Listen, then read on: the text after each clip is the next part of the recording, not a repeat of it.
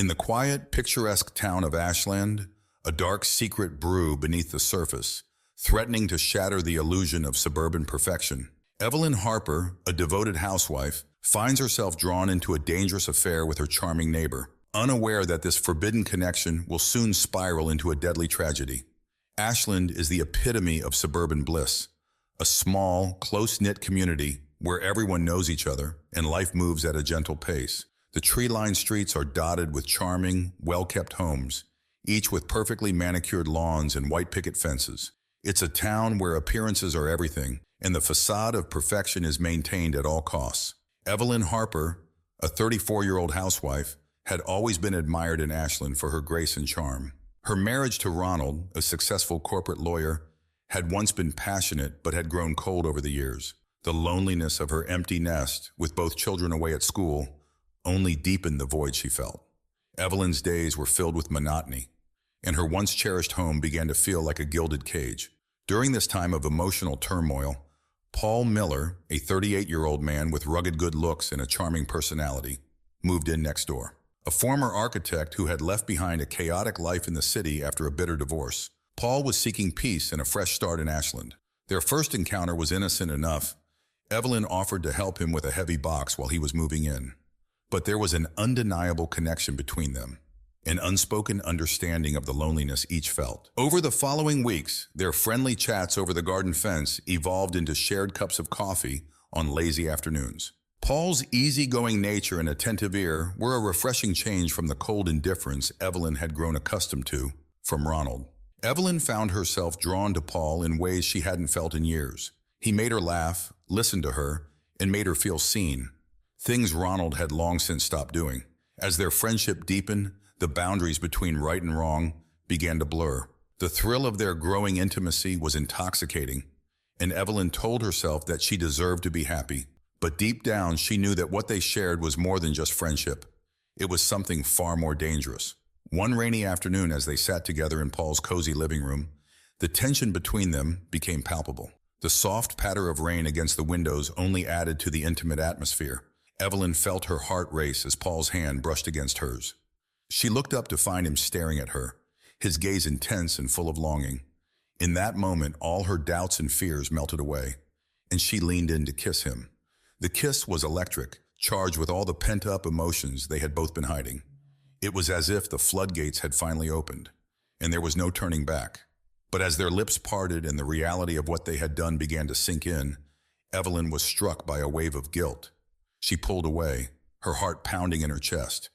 Paul, sensing her hesitation, gently took her hand and assured her that everything would be okay. But deep down, they both knew they had crossed a line that could never be undone. The affair had begun, and with it came the thrill of secrecy, the excitement of stolen moments, and the growing fear of discovery. Evelyn and Paul were now bound together by their shared secret, and as their relationship deepened, they would soon find that the price of their forbidden love was far higher than either of them had ever imagined. As the weeks turned into months, Evelyn and Paul's affair intensified. The stolen moments they shared became more frequent, more daring, and more passionate. Their initial guilt and hesitation faded into the background, replaced by an all-consuming desire that neither of them could resist. They knew that what they were doing was wrong, but the thrill of the forbidden only added to their excitement. They developed a routine that allowed them to maintain their secret. Ronald's demanding job often required him to travel, leaving Evelyn alone in the evenings.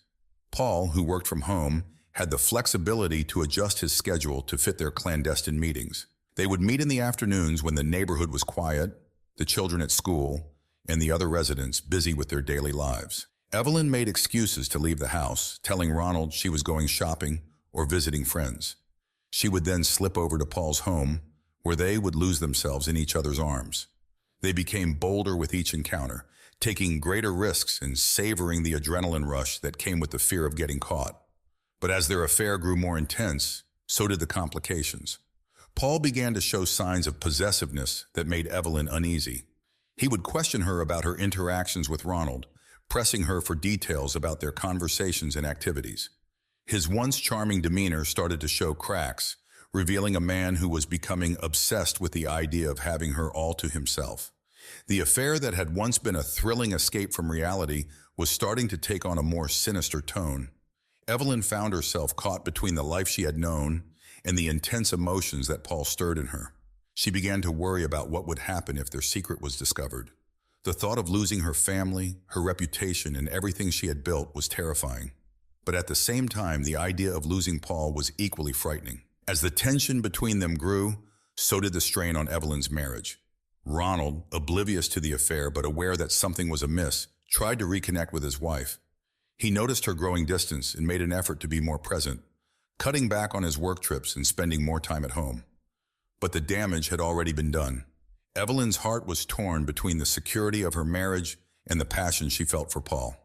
The cracks in their seemingly perfect life were beginning to show, and it was only a matter of time before everything came crashing down.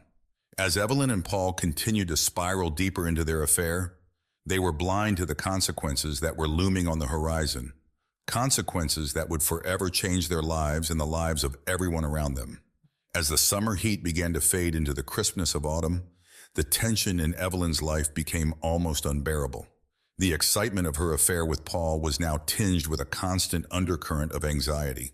Every glance from a neighbor, every unexpected phone call, every time Ronald asked her a simple question, felt like a potential threat to her secret. She was living on a knife's edge, torn between the life she had known and the forbidden love that consumed her.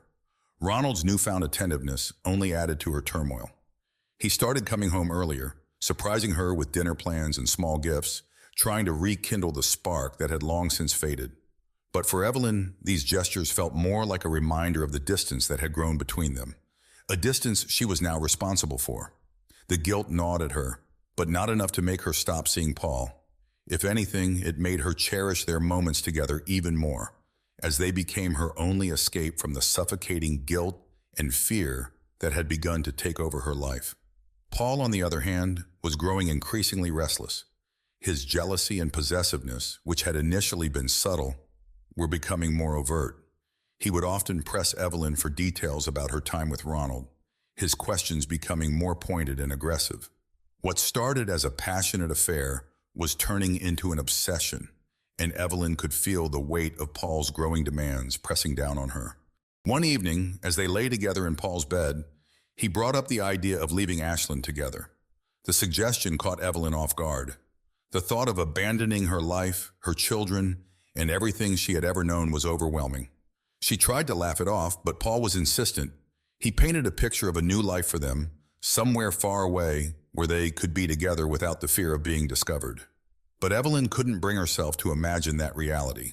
The fantasy of their affair was intoxicating, but the reality of leaving everything behind was terrifying.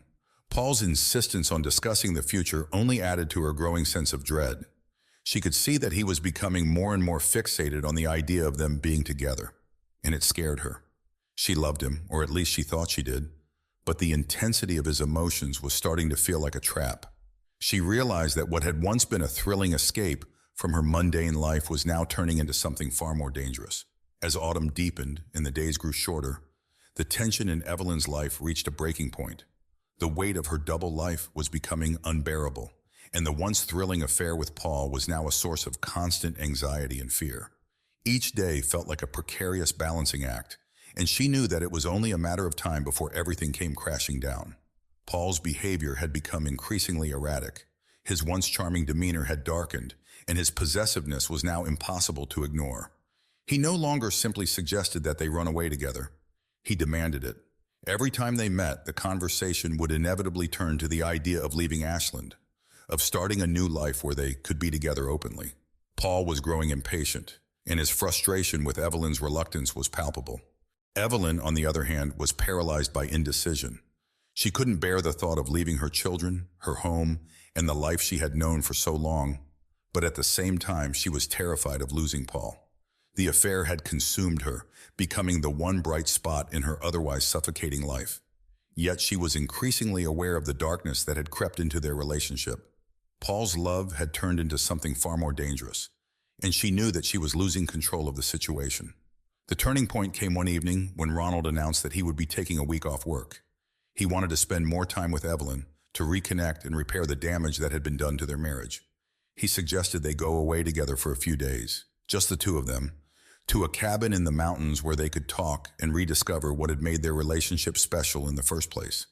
The idea filled Evelyn with dread. The thought of being alone with Ronald, with nothing but time to think and talk, was unbearable. She knew that she wouldn't be able to keep up the charade for long, that the guilt and fear would eventually spill over. But she also knew that refusing to go would only raise more suspicions. Reluctantly, she agreed, all the while feeling a growing sense of panic. When Evelyn told Paul about the trip, his reaction was immediate and intense. He accused her of trying to rekindle her marriage, of abandoning him when they were so close to being together. His anger was explosive, and for the first time, Evelyn felt truly afraid of him. He grabbed her arm, his grip tight and painful, as he demanded that she call off the trip and tell Ronald the truth. Evelyn, frightened by the intensity of his reaction, promised that she would find a way to stay behind, but inside, she knew she couldn't go through with it. The next few days were a blur of anxiety and fear. Evelyn made excuses to avoid Paul, telling him that she needed time to think, but in reality, she was trying to figure out a way out of the situation she had created. She couldn't bring herself to end the affair, but she also knew that things couldn't continue as they were. The pressure was building, and she felt like she was suffocating under the weight of her own lies. Finally, the day of the trip arrived. Ronald was in high spirits, looking forward to spending time with his wife and putting the troubles of the past year behind them. But Evelyn was a wreck. She had barely slept the night before, her mind racing with thoughts of Paul, of Ronald, of the life she was risking, and the potential consequences of her actions. As they packed the car and prepared to leave, Evelyn's phone buzzed with a message from Paul. "I need to see you before you go. I can't let you leave like this." Evelyn's heart pounded in her chest as she read the message. She knew that seeing Paul would be a mistake, but she also knew that ignoring him would only make things worse. With trembling hands, she texted back, telling him to meet her at the park on the edge of town. It was a place they had often gone to during the early days of their affair, a place that was now filled with memories of a time when things had seemed simpler. She told Ronald she had forgotten something at the store and would be back in a few minutes. He nodded, engrossed in his packing, and Evelyn slipped out of the house, her heart racing as she drove to the park. She knew this was a dangerous game she was playing, but she felt trapped, unable to see a way out that didn't end in disaster. As she pulled into the empty parking lot, she saw Paul's car already there. He was waiting for her, his face a mask of desperation and anger. Evelyn took a deep breath, steeling herself for what was to come. She knew that this meeting would be a turning point, that whatever happened next would change everything. But she had no idea just how true that would be. Evelyn's hands trembled as she stepped out of her car and walked toward Paul, who was leaning against his vehicle, his eyes fixed on her with an intensity that sent a shiver down her spine. The park was eerily quiet, the only sound the rustling of leaves in the cool autumn breeze. She could feel the weight of the moment pressing down on her, knowing that this meeting would decide the fate of everything she had tried so desperately to keep together. "Evelyn," Paul's voice was low, strained with emotion as she approached. "I can't stand the thought of you going away with him. We need to talk about this. We need to figure out a way to be together." Evelyn swallowed hard, trying to steady her voice. "Paul, please, this isn't the time. Ronald is waiting for me. We can't do this right now." But Paul wasn't listening. He stepped closer, his eyes searching hers, his voice growing more urgent. "Evelyn, I love you. I can't lose you to him. Not now. Not after everything we've been through. You need to tell him the truth. You need to end it with him. We can leave tonight, right now." The desperation in his voice was palpable, but Evelyn felt a wave of fear rise up in her. This wasn't the man she had fallen for, the charming, attentive neighbor who had made her feel alive again. This was someone else, someone driven by a need that was quickly spiraling out of control.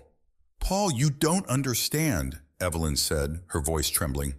"I can't just walk away from my life, my children, my home, everything I've built.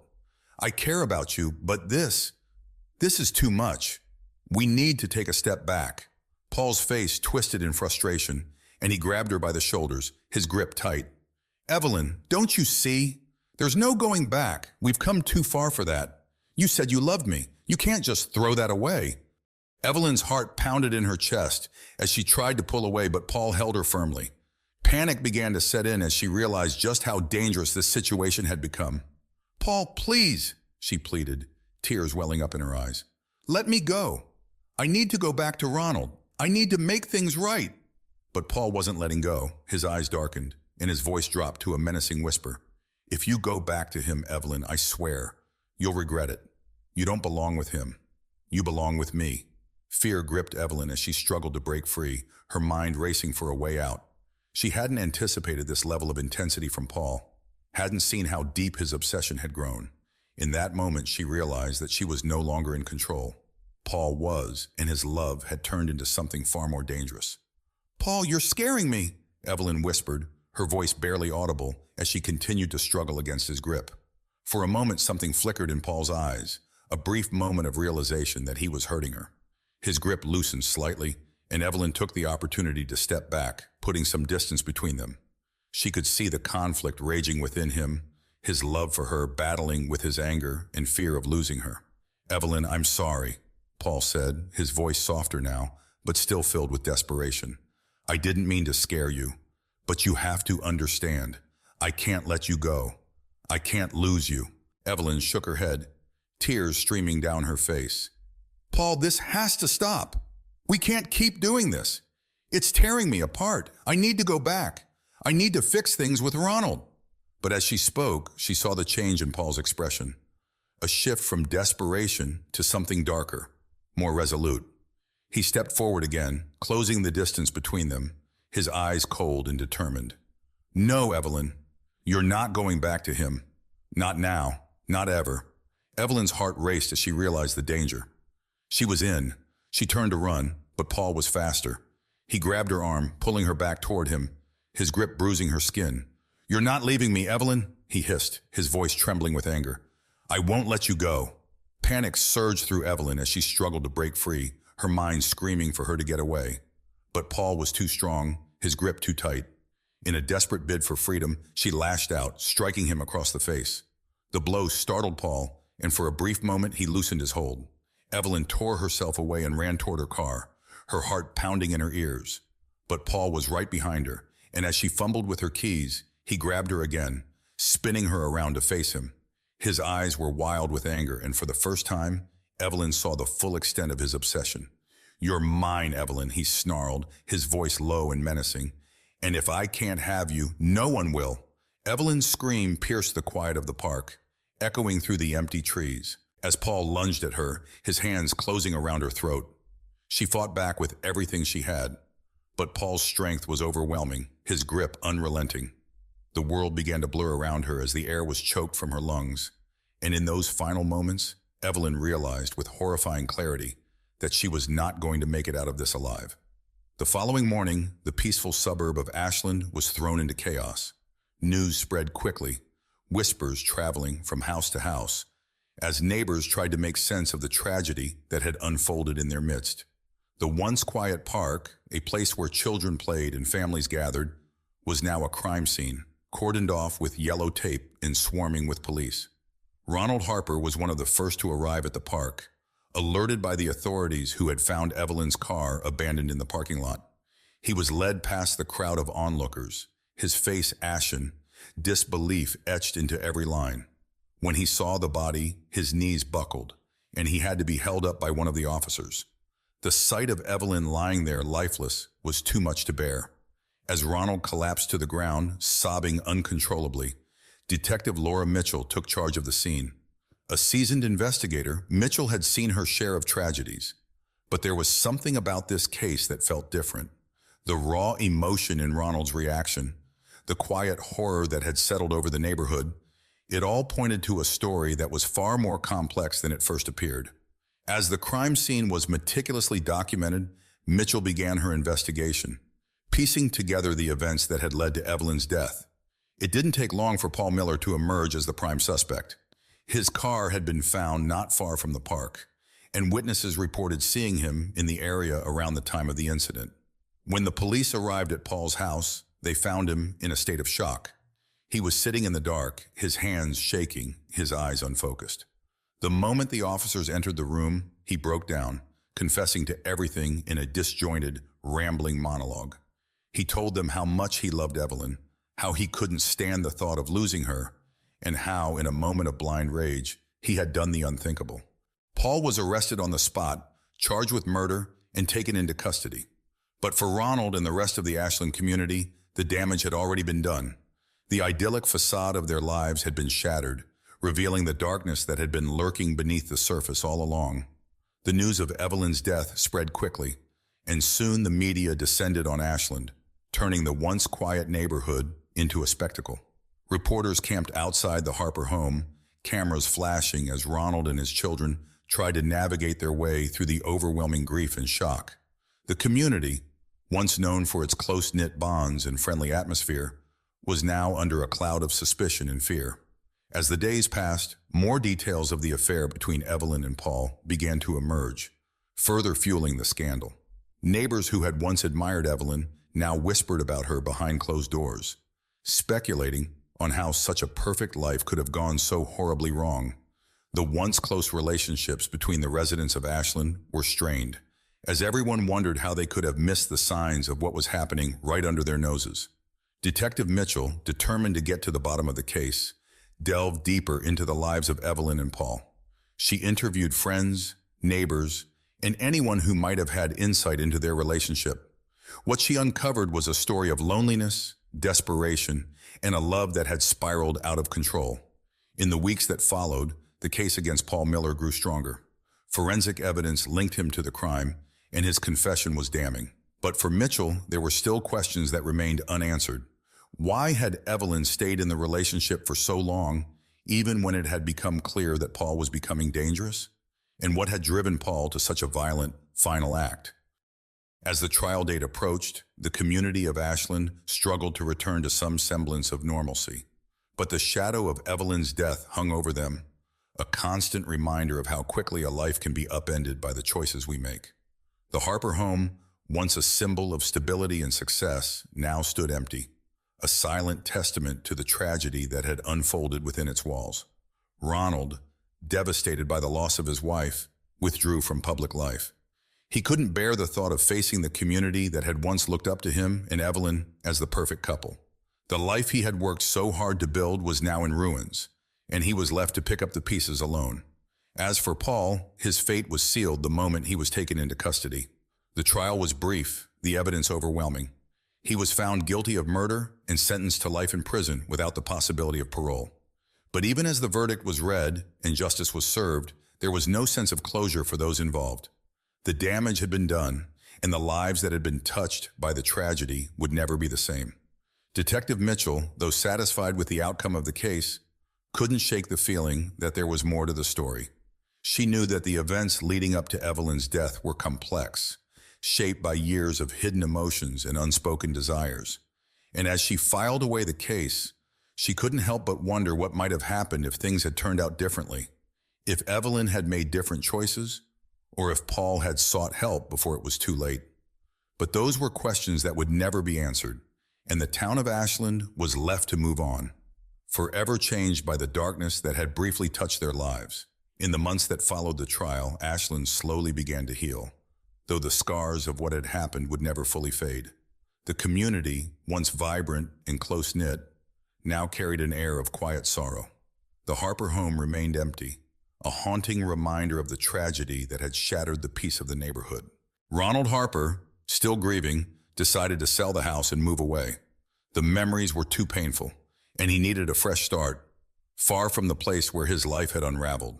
His children, too, struggled to come to terms with the loss of their mother and the shocking revelations that had come to light. As for Paul Miller, he spent his days in prison, a broken man tormented by guilt and regret. The passion that had once driven him had turned into a prison of its own, and he was left with nothing but the memories of what he had lost. Detective Laura Mitchell, though she had moved on to other cases, often thought about Evelyn and Paul. The story of their tragic affair lingered in her mind, a stark reminder of the fragile line between love and obsession, and the devastating consequences of crossing it. Ashland would never be the same, but life went on. The park where it had all ended was once again filled with the sounds of children playing, families picnicking, and neighbors chatting. But beneath the surface, there was an unspoken understanding among the residents, a knowledge that even in the most peaceful places, darkness could find its way in. And so the town carried on, forever marked by the tragedy, but determined to keep moving forward one day at a time. If you were moved by this story and want to uncover more gripping tales, be sure to subscribe to our channel. Don't miss out on the latest true crime stories that delve into the darker side of seemingly perfect lives. Hit the notification bell so you're always the first to know when new episodes drop. Join us as we explore the secrets and lies hidden in plain sight.